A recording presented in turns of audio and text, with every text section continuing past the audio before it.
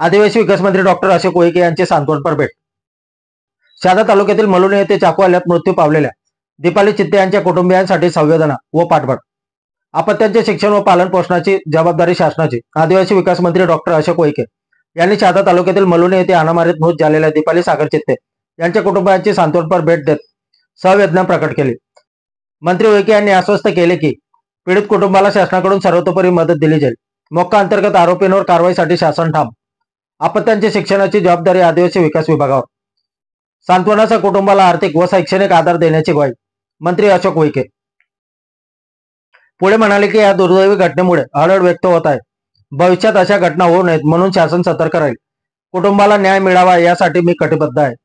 घटनेच्या पार्श्वभूमीवर आदिवासी विकास मंत्री व आमदार राजेश पाडवी, जिल्हाधिकारी डॉक्टर मिताली शेट्टी, जिल्हा पोलीस अधीक्षक श्रवण दत्त एस व अधिकाऱ्यांनी केलेल्या प्रत्यक्ष भेटीमुळे कुटुंबात व परिसरात विश्वासाचे वातावरण निर्माण झाले आहे।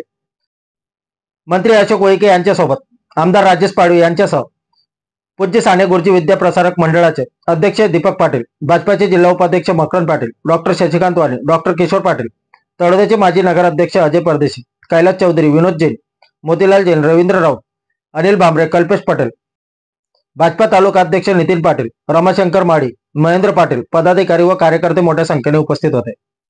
आपल्या परिवर्तन 24 न्यूज साठी लाला चव्हाण, शहादा तालुका प्रतिनिधी।